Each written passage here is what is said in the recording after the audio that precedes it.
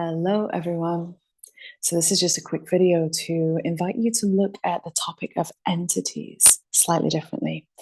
This has come up a little bit over the past few days. Of course, there's a lot of volatility in the world right now. There's been some big stuff for the States, for the United States in the past few days. And of course, as we are all connected, we are all part of this quantum matrix. We do feel the chaos, the drama, the up and downs that people experience, and it can have impact, right? It can have impact in our energy field.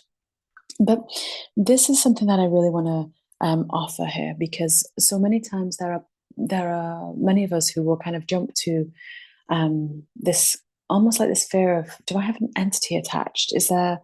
Um, is there something happening that's taken away my power? Is there something that entered my energy field without my awareness? Is there a psychic attack happening?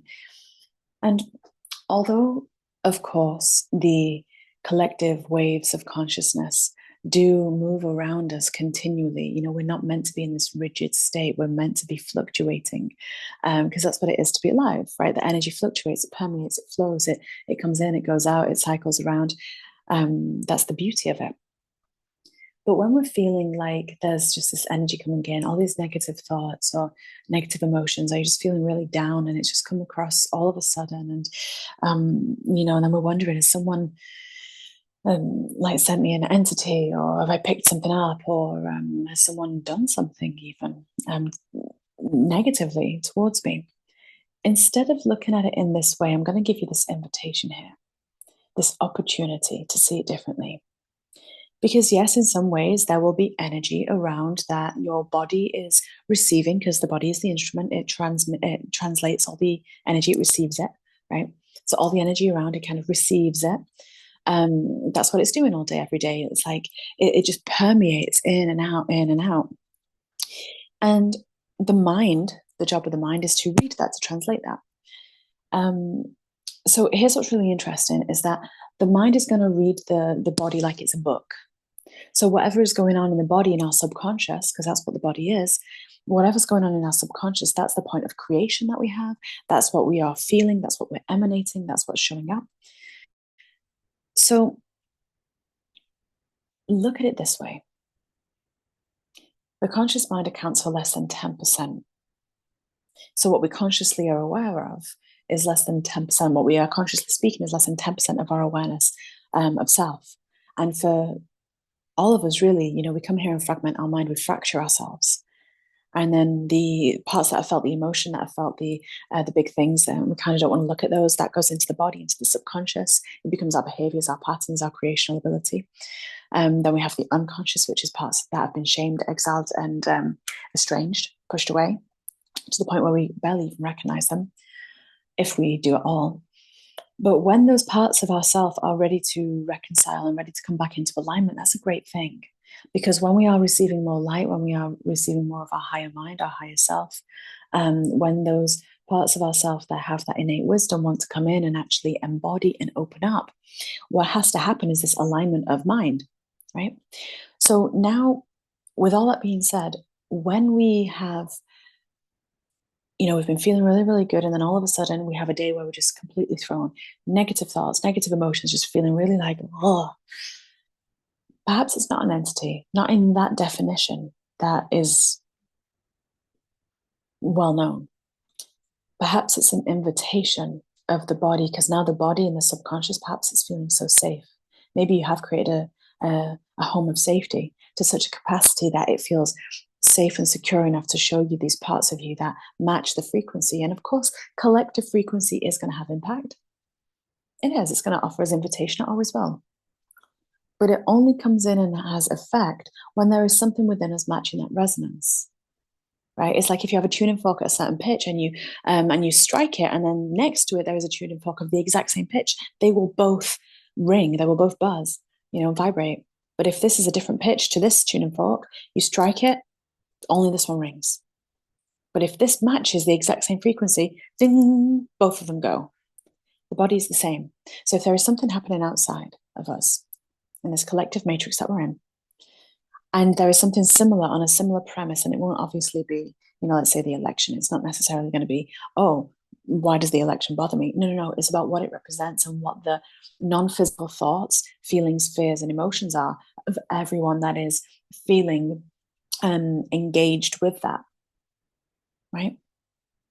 So for some, there'll be a lot of chaos, there'll be a lot of fear, there'll be a lot of drama, there'll be a lot of confusion, there'll be a lot of worry, feeling powerless. That's a completely different video in its own right. But what the invitation is here is that if you felt like a little bit out of sorts the past few days, invite your mind and your body when you feel this way, just to sit with it. Don't try and change it. Don't try and clear it. Don't try and go, oh my gosh, there's an energy here that I don't like, that I don't want. I don't want to feel it. I want to feel really high. We don't want to bypass ourselves or gaslight ourselves. That's what's happening when we do that. We mustn't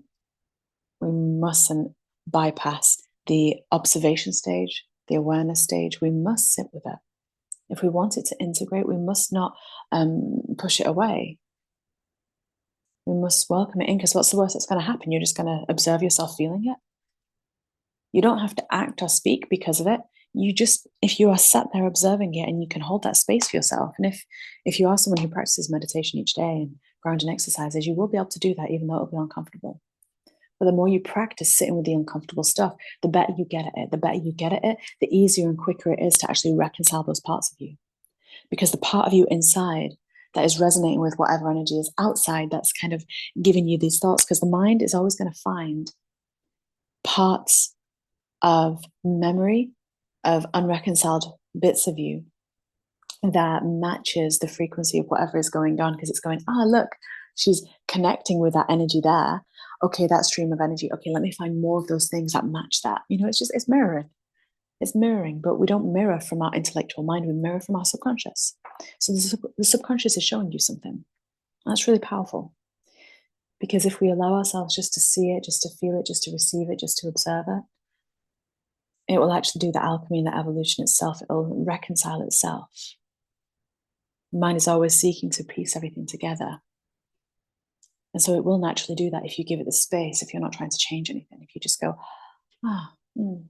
nice. Does that make sense? I hope so. But